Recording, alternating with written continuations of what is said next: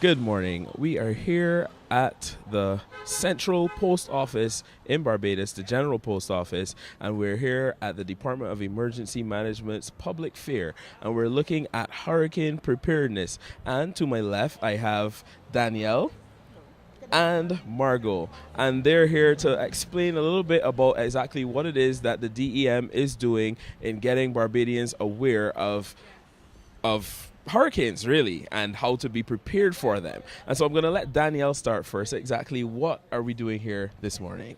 Okay, good morning, Namil, and thank you for having us. Um, First off, let me state what we do at the Department of Emergency Management. Basically, we are the government department with responsibility for coordinating a national response to any widespread or island-wide disaster. All right. So basically, we serve as a secretariat, and one of our major mandates there is to make sure that the public is very aware of the hazards to which they are prone. For example, obviously, we are in the hurricane belt, so this is something that is going to affect us. But clearly, the hurricane, although the primary hazard, we're going to have a lot of secondary hazards coming out of that, such as flooding. You may have landslides coming out of that. You're going to have storm surge. So what we want to make sure is that our public is informed and that they are aware what it is that could affect them. Because as you know, the more informed you are, it means the more prepared you're going to be. And so we're here, and I hear you talking about storm surge and landslides and all that. Storm surge and landslides. We actually have landslides here in Barbados because of bad weather. Do we experience storm surge and all that? Because I know that generally in Barbados, we have a lot of people who turn a blind eye to these things. They say things like, oh, God is a Beijing, or, hurricanes don't hit Barbados, or they can't hit Barbados. So are we really at risk during the hurricane season for actually having these adverse effects from the weather? Of course, we are at risk. As I said, we clearly lie in the hurricane belt. There are no two ways about it. Up until recently in 2010, we had the repercussions of Tropical Storm Thomas, and that was just a tropical storm. So you can imagine what would have happened had we had a hurricane, all right? So, and we're not the only people that think that God has our nationality. Across the Caribbean, that is a phenomenon. Jamaicans think that he's a Jamaican. Trinidadians think that he's a Trini. And I think he is all of these things, but it does not mean that we will not be affected or that we cannot be affected. As I said, the department holistically looks at all hazards, right?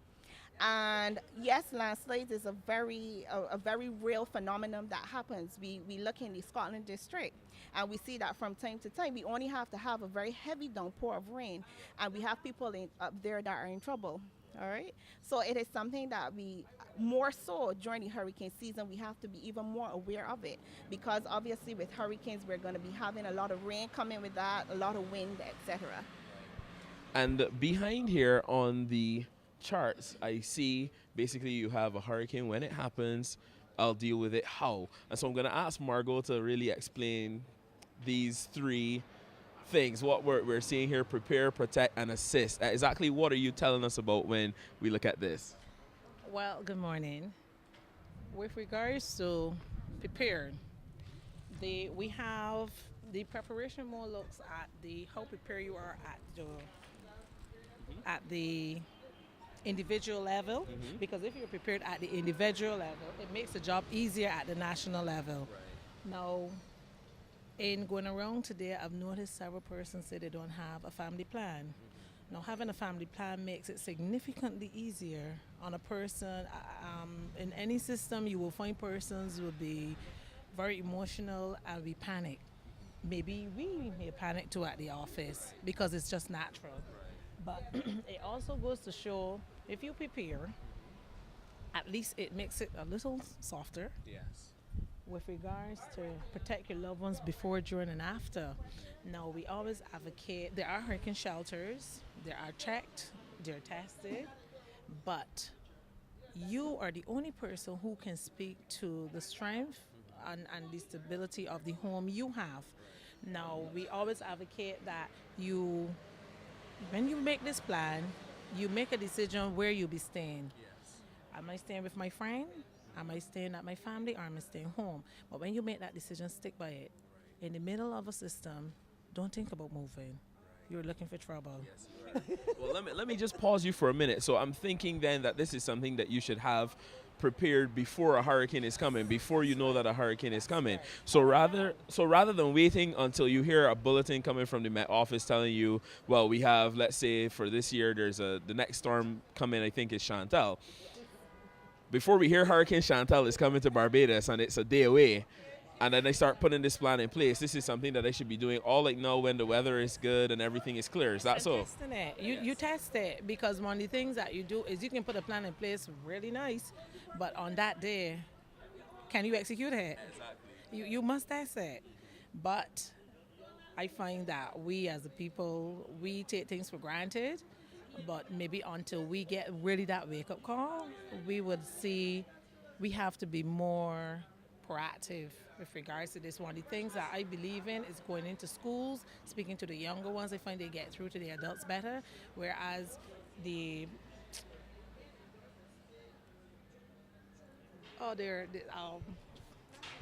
garbage, Okay. garbage, littering. Yes. Because that's one of the things, one of the biggest hazards that we would have had, littering. It blocks everything, and with the building boom around this country, we find that where water would normally settle, it no longer settles. It trickles another direction. So once you stop it here, it must find an avenue, so you can understand the effect once your uphill walk come down. Yes. Exactly. And so looking here now, I know that primarily at this point, because we're into the hurricane season, and we know it usually begins on the 1st of June, which happens to be my birth month as well, but it's hers as well. No wonder I like her very much. You know, she's such a nice lady. Now, I see we also have here when the earth starts to quake. Now, for me, I am almost 30, and I've never experienced an earthquake until the one that happened here a few years ago. Now, I thought Barbados couldn't have earthquakes. I was like, you know, Barbados, we're not on a fault line and all of these things. We couldn't experience it. And at the time, I was teaching at that time. And the school was in a panic because nobody knew what was going on. And I can tell you for a fact that none of the three things listed here on this chart took place at that time when the earthquake began to occur, because none of us knew what was going on. And so we now know that an earthquake is also a real threat in Barbados. So in terms of this, what kind of push are you all doing in terms of earthquake preparedness as well? Because I know we're dealing with disaster preparedness. I'll ask Danielle that question. Okay, no problem. One of the ways that we're pushing this is definitely in the schools. As you alluded to before, in 2007 when this took place, I think school was still in session. It was about to come to an end. And we know one of the most vulnerable places is going to be the schools, because you have so many children, and you have more children than you have adults to them. So this is one of the places that we're going to be pushing, that whenever we go to the schools, etc., we take this. And you will see these posters now in a lot of the schools across the island, both secondary and primary, private and public. It is one of those things that we've been doing.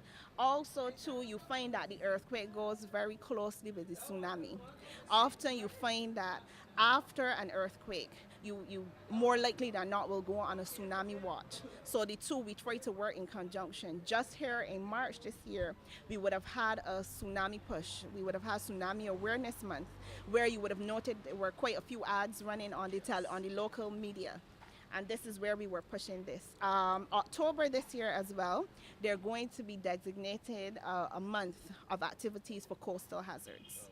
So you're going to see this coming up again in full force in October.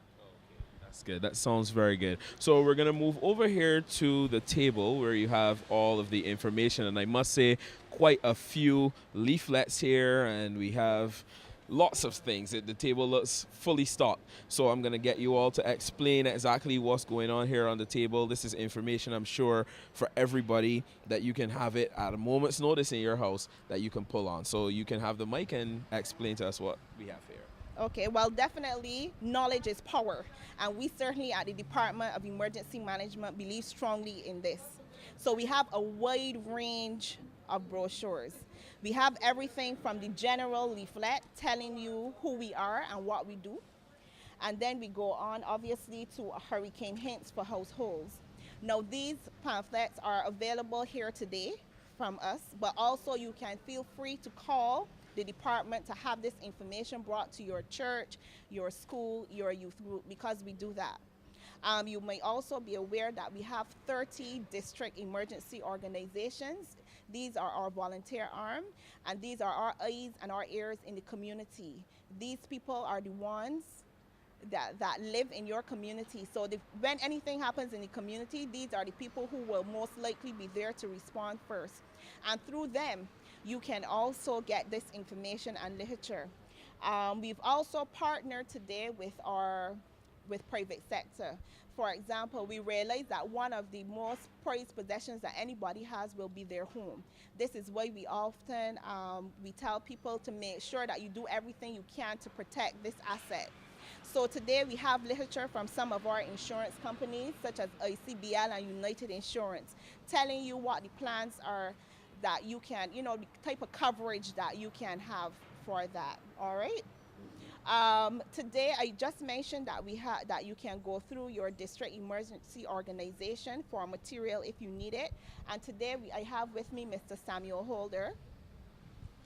And Sam is the chairperson for the Bridgetown District Emergency Organization, all right?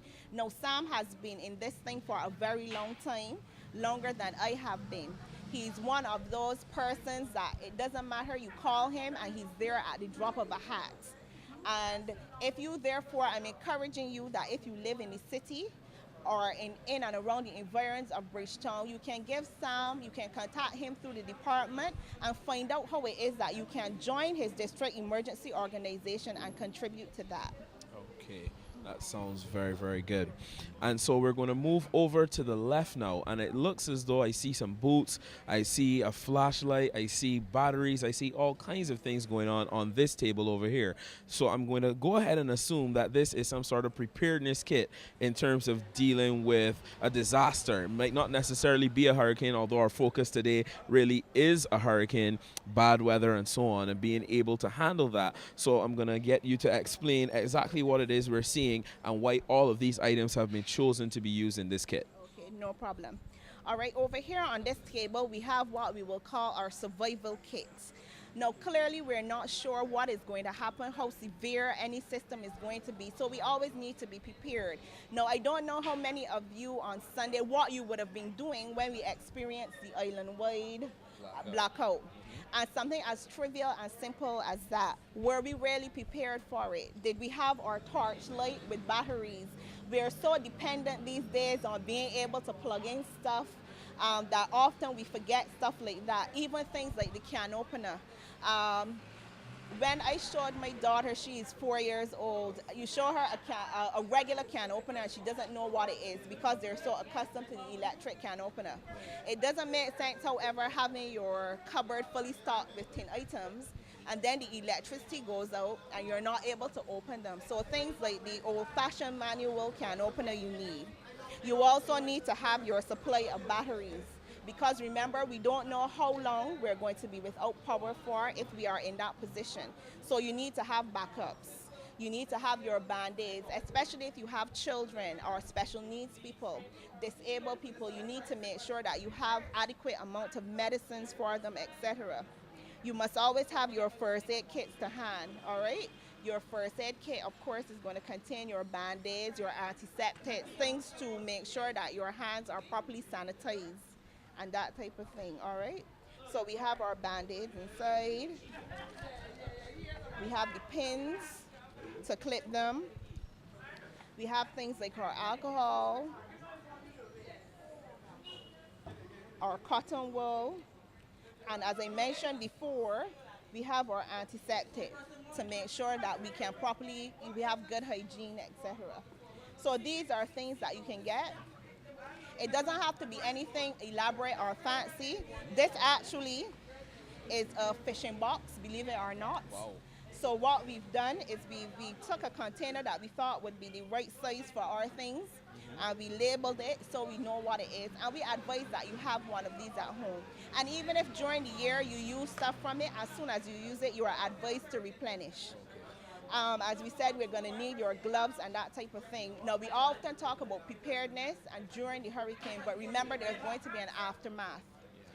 Oftentimes, when you come out, sometimes the water is not on.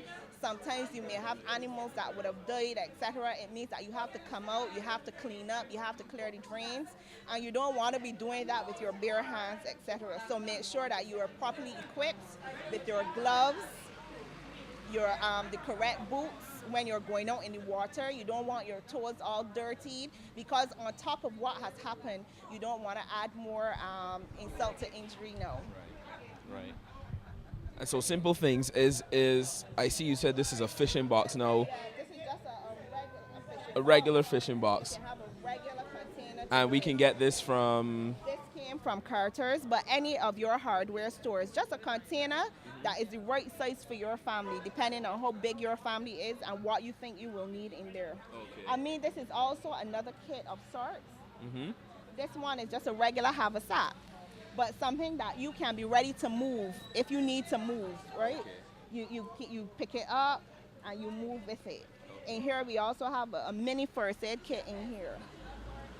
Remember, people, as I said, with special needs, those people who may be diabetic, if you have young children, babies, remember to have your extra boxes of Pampers stored, extra tins of milk, and that type of thing.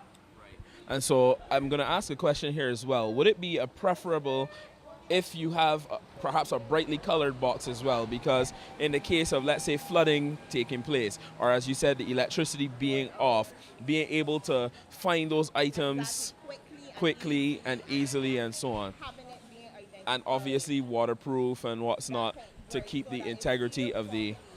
Right. So that the stuff inside remains intact. Okay. I know Margot mentioned it earlier when we talked about having the family plan, and this is a part of your plan, to have this stuff ready and making sure that everybody in the house is aware of it, because it won't be a plan if you don't share it with the members of the household. We often think that children are small, but I'm telling you, sometimes these are the best messengers, and they remember things so well. As I said, I have a 4-year-old daughter. Do not promise her anything, because she will remember. So things like that, you need to let them know, well, this is where your torchlight is. Like in my household, what we do is each bedroom contains a torch, so that if the light goes off, nobody starts to panic. They know exactly where it is and where they can find it until we all assemble in a general location. They also know beforehand, what our plan is, because clearly mommy is going to have to work. It means that they will not be home, and they're prepared for this, and they know this. They know where they're going to go, who they're going to stay at. So it's basically just getting a plan, practicing that plan, working that plan, so that when a disaster does occur, that you are prepared and you're not panicking. Because we all know that as you go through disasters, that there will be certain aspects of it that will catch you off guard. They will catch you off guard. You cannot plan for every single thing, but what you can do is prepare. That word preparation is very important, so that once you've prepared certain aspects, although there are things that you don't know will actually happen, if they do, that you have a plan in place for that. And it makes it a lot easier, really. So once you know, and another thing would be not to change the plan suddenly without informing everybody else. So it's something that if changes are made to the plan, then I'm assuming that we should all make sure that everyone knows in the family that this change has been made, and that we practice then putting that into action, so that when the time comes, that we can be as close to the plan as possible, and to really stop any negative effects from taking place. And one other thing I want to say, yes, the department is here to help. That's what we do. And we're going to be here. But for your own sake, it also makes sense for you to be prepared, all right? Once you are prepared, that makes our job that much easier. As I said before, help is going to come. The question is, when is that help going to come? And you need to be able to survive for at least 3 days. On your own. You're supposed to be in a position where you're self-sufficient for at least 3 days. That's what we advocate. By that time, our national emergency system would definitely have kicked into place, and we would be in a better position then to come out and help everybody. So that's what we're advocating. It's in our literature. You have your supplies for at least 3 days. Okay. And I'm glad that you mentioned that, because I think we have an idea in Barbados that our emergency services alone are slow to respond, and sometimes we complain a lot. But actually, if you do some reading on the internet, you will find also that even in the States, in response to Katrina and in response to Sandy and all of those things, that their emergency services had a few issues as well responding, because we have to remember that emergency services are people as well. They have families to take care of. You have a 4-year-old daughter to take care of. And so although you may be concerned about the general public, you also have your family to deal with. And then there may be physical hazards in place. Let's say fallen trees and down power lines and all that stop emergency services from being able to get to you in a timely fashion. And so I think that 3-day sufficiency rule is really, really, really important. And it's something that we as Barbadians should put into place, and not be so hard on our emergency services in cases of an actual crisis.